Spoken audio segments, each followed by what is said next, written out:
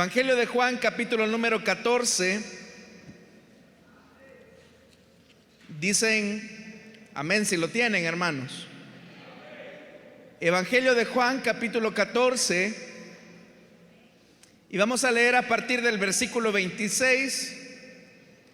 Dice la palabra del Señor: pero el Consolador, el Espíritu Santo, a quien el Padre enviará en mi nombre, les enseñará todas las cosas y les hará recordar todo lo que les he dicho. La paz les dejo, mi paz les doy. Yo no se la doy a ustedes como la da el mundo. No se angustien ni se acobarden. Vamos a orar, hermanos. Padre que estás en los cielos, gracias te damos por la comunión que tenemos los unos con los otros. Y gracias, bendito Dios, por tu palabra revelada a tu pueblo, porque es a través de ella que podemos saber cuál es tu buena voluntad, perfecta y agradable. Señor, esta tarde quita todo impedimento para que tu palabra no pueda correr. Aquieta nuestros sentidos y que así, Señor, todos podamos aprender juntos de lo que deseas transmitirnos. A ti sea toda la gloria, hoy y siempre. Amén y amén. Pueden sentarse, amados hermanos. Hermanos, el pasaje que hemos leído es bastante conocido porque es el momento en el que Jesús les ha dicho a sus discípulos claramente que Él está pronto a partir. Y esto es porque se acerca el momento de su pasión, que consecuentemente tiene que ver con su crucifixión y su posterior resurrección. Jesús indiscutiblemente, hermanos, era el líder de los 12, y el que Jesús estuviese ahí representaba y garantizaba la paz de ellos. Aún en las peores circunstancias, los discípulos comenzaron a entender y a comprender que podían enfrentar las peores tormentas, y si Jesús estaba ahí, ellos entendieron que Él era capaz de controlar cualquier adversidad. Si había necesidad de alimento, si Jesús estaba ahí, Él era la fuente de provisión. Ellos también habían entendido que si la enfermedad se acercaba, Jesús era el sanador. También habían entendido que si la muerte incluso llegaba a tocar a uno de los amigos de Jesús, como fue el caso de Lázaro, Él es la resurrección y la vida. Todas esas cosas los discípulos las entendieron sobre la base de la presencia real, corpórea de Jesús en medio de ellos. Pero el que ahora Jesús les esté diciendo que se va a ir, eso puede generar angustia, porque todas aquellas cosas que los discípulos habían experimentado al lado de Jesús, en la interpretación o en el análisis que ellos pudieran hacer de esas palabras, supondría el riesgo y el peligro al que ahora ellos iban a quedar expuestos. Y Jesús es consciente de esa verdad, que si Él ya no va a estar corporalmente con ellos, ellos quedan en un peligro. Y conscientes de ese peligro es que Él les dice que no los deja huérfanos ni los deja solos, sino que Él ha de enviar al Consolador. Es interesante esta palabra Consolador, porque en el griego es la palabra Paracleto. Y normalmente, hermanos, el Paracleto era el que estaba del lado del acusado frente a un tribunal. era el que de alguna manera hacía de fuerza o apoyo moral frente al que se encontraba solo en el banquillo de los acusados. Indiscutiblemente que los discípulos ahora que se quedan solos, Jesús entiende la necesidad que ellos se van a enfrentar a las acusaciones del mundo y eso los puede entristecer. Pero dice que Él enviará al Consolador, al que estará ahí para darles ánimo. Pero no solamente, hermanos, un ánimo en el sentido moral, sino en el poder y en la dimensión en la que han conocido a Jesús. Por eso es que el versículo 26 dice: pero el Consolador, el Espíritu Santo, a quien el Padre enviará en mi nombre, les enseñará todas las cosas, y vea esto, y les hará recordar todo lo que les he dicho. La función del Espíritu Santo no es simplemente la de recordar palabras o conocimientos de Jesús.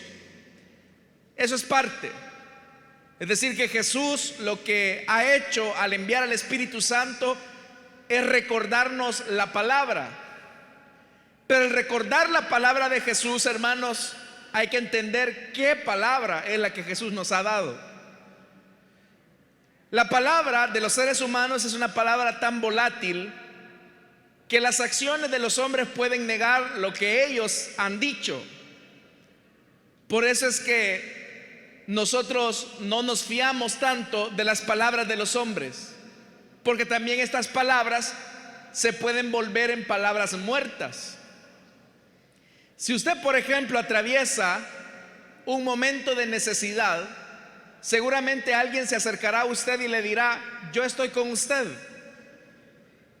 Y aunque su palabra le está manifestando un acompañamiento moral, probablemente quizás esa persona sí tenga lo que se llama en el mundo empatía y de alguna manera manifieste su solidaridad con usted. Cuando quizás nosotros atravesamos momentos tristes, las personas nos pueden decir eso: estoy con usted. Pero ese estoy con usted significa cuando me necesites, ahí estoy. No significa que Él va a estar a cada minuto, a cada hora del día, sino que va a estar cuando se le requiera. Si, por ejemplo, hermanos, nos tocara que pasar también el momento doloroso, como a todos los seres humanos, de perder a un ser amado, seguramente muchas personas se acercarán a usted y le dirán: lo acompaño en su dolor, o mi más sentido pésame. Pero probablemente, hermanos, por el respeto, el cariño que le tengan a usted, ellos van a estar ahí. Pero usted sabe que algunos quizás llegarán más allá, estarán en la vela, otros irán al entierro. Pero una vez su familiar esté sepultado bajo la tierra, cada quien se va a su casa. Y la persona que está de luto comienza a iniciar un ciclo de duelo en el que va a tener que enfrentar su tristeza, la pérdida del ser amado. Pero aquellas palabras que escuchó la noche anterior o el día del sepelio serán palabras que se las llevará el viento. Tal vez, hermanos, si nos tocara que enfrentar la enfermedad, de igual manera habrán personas que por solidaridad le van a decir: qué terrible su enfermedad, ha de ser muy doloroso, cuánto lo siento. Pero hasta ahí. Si hemos perdido el empleo, a lo mejor una persona vendrá y le dirá: qué lamentable que perdió su empleo. Y si es una persona muy dadivosa, que se solidariza, a lo mejor le dé una ayuda. Pero esa ayuda no le va a durar todo el tiempo. Y tampoco esta persona le podrá ayudar siempre. Entonces las palabras que den los hombres son palabras pasajeras, son palabras que rápidamente se disipan. Pero a diferencia de Jesús, si Él da una palabra, es una palabra creadora de vida. Si Jesús nos ha dicho a nosotros que va a estar con nosotros todos los días de nuestra vida, no va a estar un par de horas como los seres humanos, sino que Jesús estará con nosotros las 24 horas del día, los 7 días de la semana, los 365 días del año. Él sí va a estar con nosotros todo ese tiempo, hermanos y hermanas. A eso me refiero, que la palabra del Señor es una palabra poderosa. Y también, si Jesús, hermano, nos ha dicho que Él es nuestro sanador, Él no simplemente le va a decir: qué lástima que estás enfermo, sino que si dentro de sus planes soberanos está sanarle, seguramente que Él le va a sanar. Igualmente, Jesús ha dicho que Él es nuestro proveedor. Él no nos va a dar una ayudita solo para una temporada o para un tiempo de comida, sino que el Señor es nuestro sustentador. Entonces la palabra del Señor es una palabra de vida. Tan es así que Jesús dijo: el que en mí crea, aunque esté muerto, vivirá. Entonces, para Jesús, hermanos, su palabra no es una palabra que se la lleva el viento, sino que es una palabra que garantiza nuestra paz, nuestra estabilidad. Pero la garantiza a través del Espíritu Santo. Por eso es que el versículo 27, Jesús claramente puede experimentar el sentimiento que los discípulos tienen. Ellos no tienen tranquilidad. Pero el versículo 27 dice: la paz les dejo. ¿Cuál paz?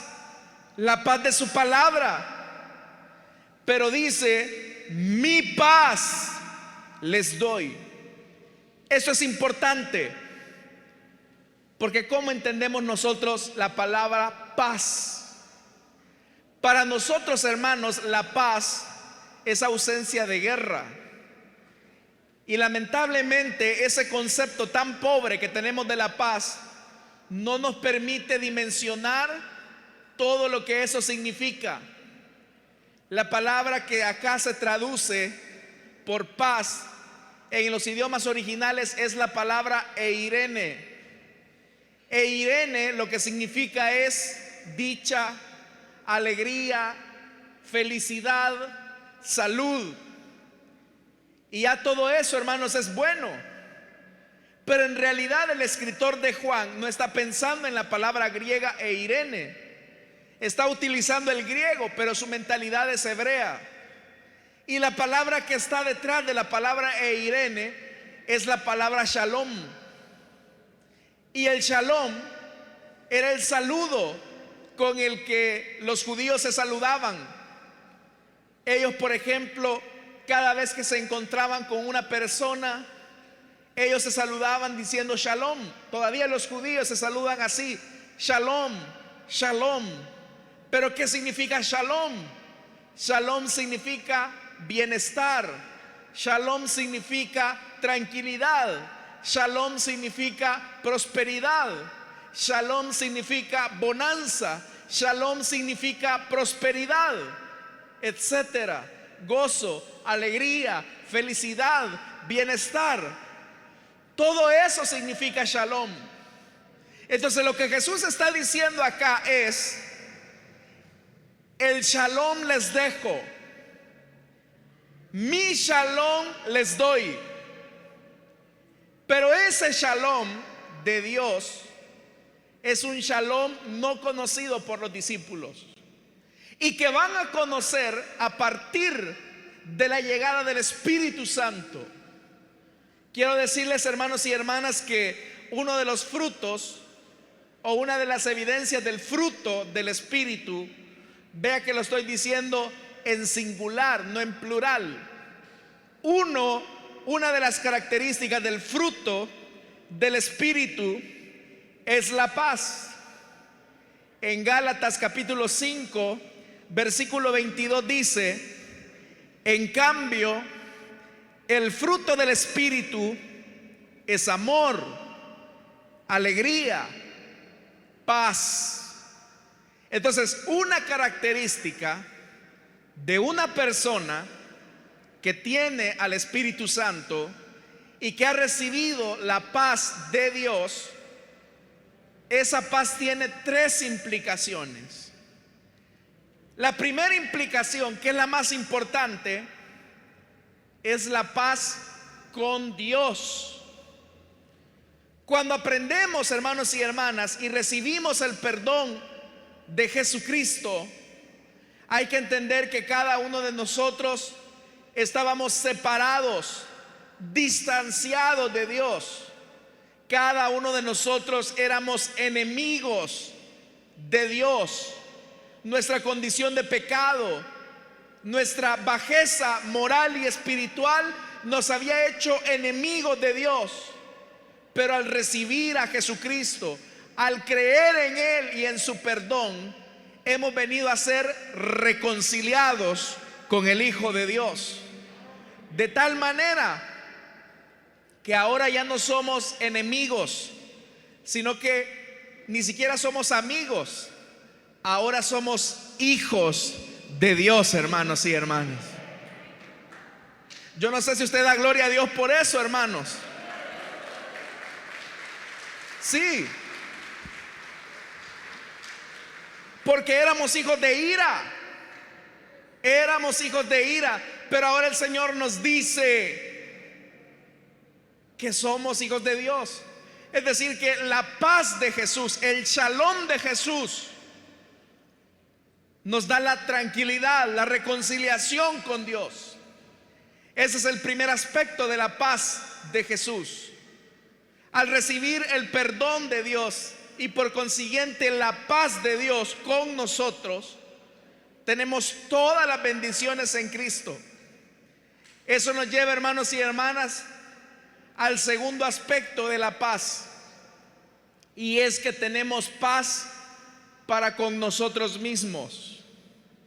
Eso es lo que dice la escritora a los Hebreos, que al haber entrado al reposo de Dios, descansamos de todas nuestras obras. ¿Cuántas personas no hay que viven intranquilas, insatisfechas, viven en zozobra? Y viven en esa condición porque no tienen paz consigo mismo. Hay personas que la culpabilidad los acorrala, los persigue. Tan mal se sienten, tan perseguidos se sienten, tan desdichados se sienten, que pueden tener todas las riquezas de este mundo, pueden tener todos los placeres de esta vida, pero se sienten intranquilos, se sienten insatisfechos. Entonces, ¿cómo explica que una persona que lo tiene todo aparentemente se sienta intranquila, insatisfecha? ¿Y cómo es posible que una persona como usted o como yo, que materialmente no tenemos nada, estemos tranquilos, estemos satisfechos? ¿Sabe cuál es la diferencia? Es que si tenemos paz para con Dios, tenemos paz para con nosotros mismos. Porque todos nuestros pecados, todas nuestras miserias, toda nuestra pobreza ha sido, hermanos y hermanas, redimida a través de Jesucristo, el Hijo de Dios. Él es la fuente inagotable de nuestra paz, hermanos y hermanas. Por eso es que estamos tranquilos. Si usted ya no experimenta tranquilidad consigo mismo, es porque hay algo que le está robando la paz. Y cualquier cosa que le quite la paz a usted no proviene de Dios. Cualquier cosa que le arrebate a usted la tranquilidad, déjeme decirle que es algo que no proviene de Dios. Es algo, hermanos y hermanas, que viene de otra parte, porque la paz de Dios nos da tranquilidad para con Dios y para con nosotros mismos. ¿Sabe algo? Hay personas que saben que están mal con Dios, y por estar mal con Dios se sienten mal consigo mismo. Pero también, si no tienen paz para con Dios, si no tienen paz para consigo mismo, tampoco tienen paz para con los demás. Toda su vida, todas sus relaciones están tejidas siempre de conflictos con otras personas. Toda la vida, hermanos y hermanas, las personas que no tienen la paz de Dios tienen el conflicto con sus familiares, con sus seres queridos, con sus compañeros de trabajo, con sus vecinos, con sus vecinas. ¿Sabe por qué se experimenta esa tensión con otras personas? Esa tensión que se experimenta con otras personas es porque no tienen la paz para con Dios, no tienen paz consigo mismo, y por eso tienen conflictos con los demás, no tienen paz con otras personas. Y por eso es que Jesús les decía: la paz que yo les doy a ustedes es una paz completa, es una paz plena. La paz que yo les doy es una paz en la que están reconciliados para con Dios, en la que están reconciliados para consigo mismo, y ahora tienen la capacidad de tener paz y de tranquilidad con todos los que le rodean. Y a eso, hermanos y hermanas, es que Jesús les dice: yo no les doy a ustedes como la da el mundo. Porque vea esto, ¿cómo es que el mundo da paz? El mundo da paz diciéndole a usted: ten religión, haz buenas obras, haz obras de caridad. Si haces obras de caridad, vas a estar bien con Dios. Enseña la religión. Pero a lo mejor esa persona tiene conflictos consigo mismo, problemas no resueltos internos, y tiene problemas con sus compañeros de trabajo, tiene problemas con sus familiares, tiene problemas, hermanos y hermanas, con las personas que le rodean. ¿Cuántos no hay que, por ejemplo, también están tranquilos con su familia, pero se sienten acosados, sienten que el sueño les es privado? Se sienten, hermanos y hermanas, atribulados ellos mismos, acongojados ellos mismos. Tienen una familia que les ama, tienen la provisión de los bienes materiales, pero en la noche no pueden dormir, o tienen exceso, hermano y hermana, de comer, o no comen nada. No se sienten tranquilos con ellos mismos. Ellos dicen: seguramente Dios a mí no me ve bien, seguramente a mí Dios me desecha. No se sienten tranquilos. Esa intranquilidad se debe a que no han recibido la paz que Jesús prometió.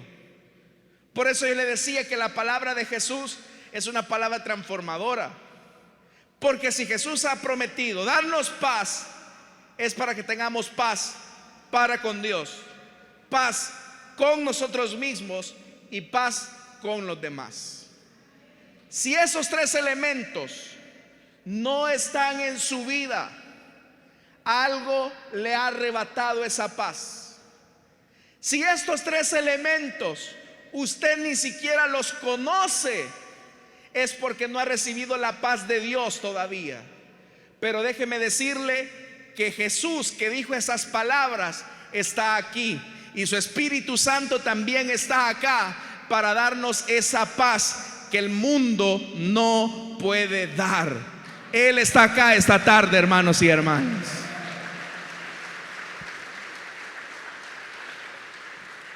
Así que vea, paz para con Dios solo a través de Jesús.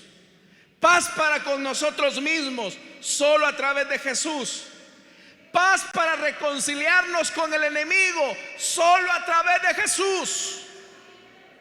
Jesús es el centro de esa paz. Por eso es que con razón le dijeron que Él es príncipe de paz. Amén, hermanos. Así que Dios está acá, Jesús está acá para darle paz a este mundo tan desequilibrado. Porque mira, hermano, hace algunos años se firmaron los acuerdos de paz acá en el país, que suponía el conflicto civil que se estaba viviendo acá en nuestro país después del 16 de enero de 1992, cuando se firmó la paz. En ese documento, dígame qué cosa cambió acá en este país, hermano. Se acabaron los asesinatos en este país, hermano. Se acabaron las desapariciones acá en el país. Ya no hay enemistades acá en El Salvador. Usted sabe que eso no ocurrió. Incrementaron los asesinatos, incrementaron los secuestros, incrementaron, hermanos y hermanas, también las desapariciones, porque esa paz quedó firmada en un papel que con el tiempo se va a hacer amarillo. Pero la paz que Cristo da no la firmó en un papel, la quiere firmar en su corazón, y no la va a firmar con tinta, sino que con su sangre derramada en el madero. Esa es la paz que Cristo da y que el mundo no conoce.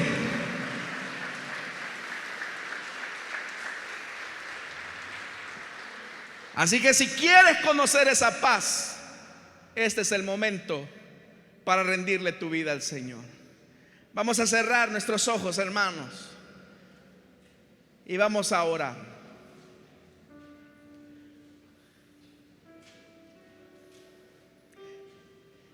Esta tarde, si hay alguna persona que desea entregarle su vida a Cristo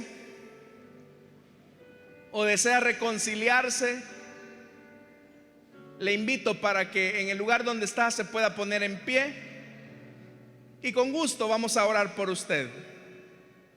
Si usted quiere recibir esta paz que el mundo no conoce, puede ponerse en pie y oraremos por usted. ¿Usted quiere conocer esta paz? ¿Usted quiere sentirse tranquilo para con Dios? ¿Usted quiere sentirse en paz? ¿Quiere construir paz con sus seres queridos? ¿Quiere sentir tranquilidad consigo mismo? Descansar de esa ansiedad que le roba el sueño, de esa ansiedad que le ha quitado sus ganas de vivir. Quiere tener tranquilidad, experiméntela conociendo a Jesús esta tarde.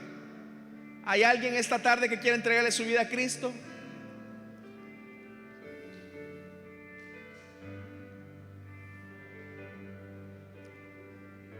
¿Hay alguien? ¿Hay alguien que esta tarde desea reconciliarse también con el Hijo de Dios? Tal vez tú permitiste que el enemigo robara la paz y ahora no te sientes tranquilo. No te sientes tranquilo ni para con Dios, no te sientes satisfecho contigo mismo. Vives amargado alrededor de las personas, teniendo lo básico o teniéndolo todo. Te sientes intranquilo, insatisfecho. Hoy Jesús te dice: te doy paz. Esa paz que el mundo no puede dar, yo te la doy. ¿Quieres entregarle tu vida a Jesús? ¿Quieres reconciliarte? Ponte en pie. Dios le bendiga al caballero que se pone aquí en pie. Hermano diácono, por favor, si nos ayuda.